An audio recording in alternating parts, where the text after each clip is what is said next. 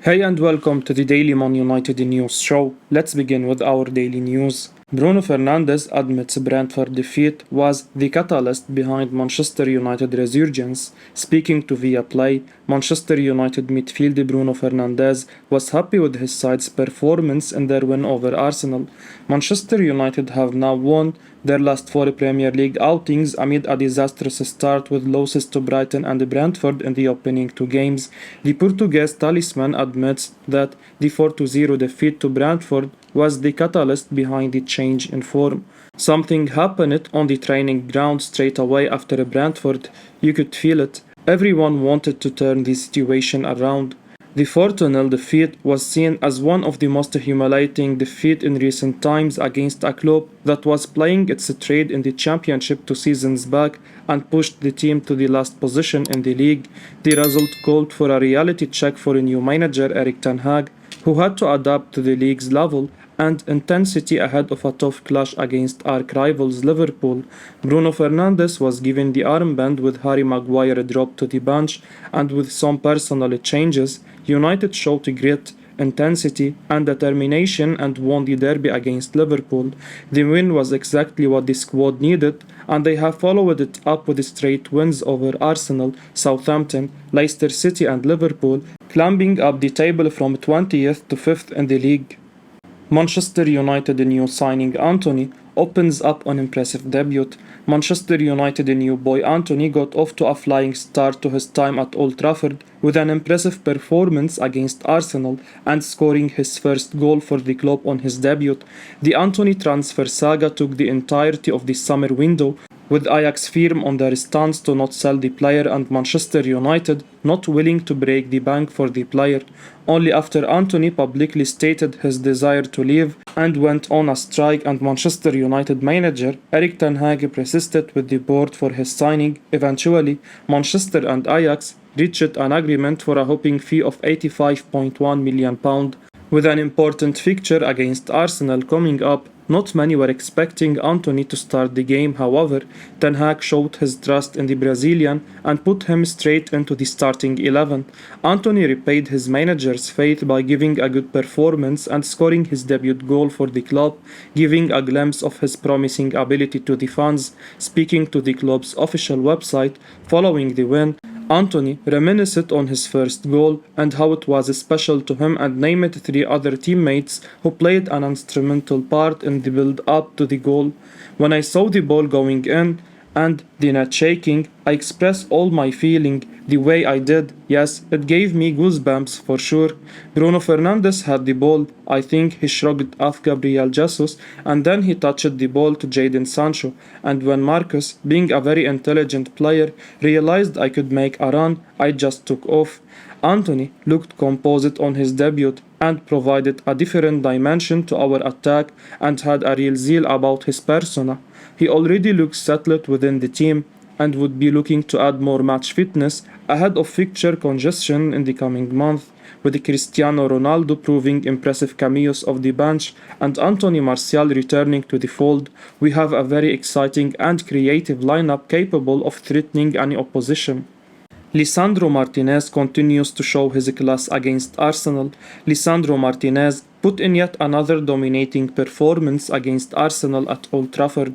The 24-year-old continued his fine form as Manchester United thumped Arsenal 3-1. His stats from the game showed why he was one of United's best players on the pitch. He had a pass completion rate of 91%. His ability to play out from the back offers United is priceless to Erik ten Hag's system. Moreover, being left-footed makes it easier for him to break lines from deep in that position. Gabriel Jesus did give Martinez a run for his money, but the Argentine kept his cool and dealt with it well. He won 3 ground duels and made 4 ball recoveries. The 24-year-old is slowly becoming one of United's most important players. Many doubted his height, but his performances show how overrated that metric can be in modern football.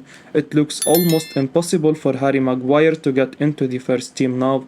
Martinez is a leader at the back, and with Rafael Varane, the duo have revolutionized United's defense. the team's recent positive results have been due to a brilliant defensive platform. Fans seem more confident about seeing a game through now than they have been for a long time. Lisandro Martinez appeared to injure himself while making a second half clearance, subbed off for Harry Maguire. Fans, along with the South American's manager, would have feared the worst. However, according to a recent report from journalist Gaston Edel, the former Ajax defender is fine and looks to be in line to feature for his new club later this week. Edel's tweet directly translates to, Lisandro Martinez is fine, only the adductor was loaded a little. He went out as a precaution, nothing serious. The Red Devils' next match is set to be against Real Sociedad in the Europa League on Thursday night before they travel to face Crystal Palace in the Premier League on Sunday. Ten Hag will be hoping to keep both injury-free ahead of a busy October. Paul Scholes waves lyrical over Manchester United new signing Christian Eriksen. Former Manchester United midfielder Paul Scholes is a fan of a new signing Christian Eriksen. Scholes has identified Eriksen as a player United have needed for years because he has brought a forward-thinking mentality to the team. Speaking to the Premier League productions, as quoted by the Manchester Evening News, well, forwards know when the ball is coming.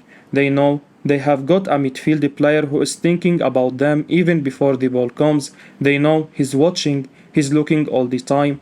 He's always scanning the pitch and he's only thinking about going forward. I can't tell you how important that is as a number 10 and as a wide player, because if you don't have that and you have the players that we have had playing in there who are always facing backwards and going backwards, their movements a waste of time, so whatever movement they do it doesn't matter. You see Bruno, who's so clever to get in those spaces behind the midfield and in front of the back four, but you need someone to find him, and Christian Eriksen has certainly got that. For a number 10 to have any kind of influence on a football game, then they need a midfield player of that kind of quality. It must come as the ultimate praise for Eriksen, coming from a club legend like Scholes in the early days of his United career. Napoli director speaks out on their chances of signing Cristiano Ronaldo. Napoli director Cristiano Giuntoli has spoken out on whether Napoli were close to signing Manchester United forward Cristiano Ronaldo in the summer. Ronaldo has been heavily linked with a move away from Manchester United in the last few months, as the Portuguese international looks to end his career playing in the Champions League. However, after the transfer window slammed shut, Ronaldo remained at the club and he spent the majority of the season on the bench. Now Napoli director has broken silence on their chances of signing Ronaldo during the summer transfer window. I'm sorry to say that, but we have never been in real negotiations with Manchester United to sign Cristiano Ronaldo this summer, said the Napoli director, as quoted by Fabrizio Romano. Manchester United target FC Barcelona midfielder Gavi. Manchester United are reportedly interested in Barcelona midfielder Gavi. According to 90 Minute, the Red Devils have held meetings to be kept aware of the midfielder situation. Manchester City, Chelsea, Liverpool, Juventus, Paris Saint-Germain and Bayern München are also keen on signing the Spaniard. The report, however, claims that Gavi prefers to stay at Barcelona.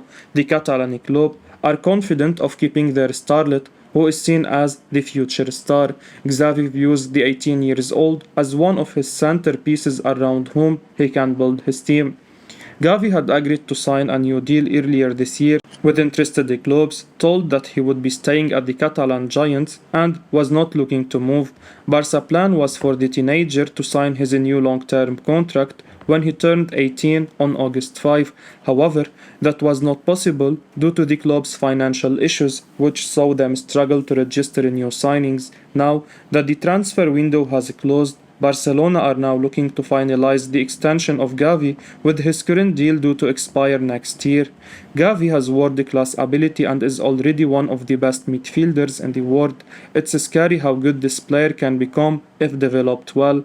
At United, he would fit perfectly in Erik ten Hag's system. While it does seem a tough deal to pull off, one cannot discount United from pulling off something sensational. Man United and Chelsea will continue to monitor summer transfer target Frenkie de Jong ahead of January. Manchester United and Chelsea will continue to keep an eye on developments regarding Frenkie de Jong's situation at Barcelona in the months ahead. That's according to Fabrizio Romano in his exclusive Cult of Sight column, with the transfer news guru giving plenty of insight into why the Netherlands international ended up staying at the Camp Nou this summer. Both Man United and Chelsea were keen to sign de Jong, and it seems both teams managed to agree a deal with Barcelona, but not with the player, who was always determined to stay with his current club.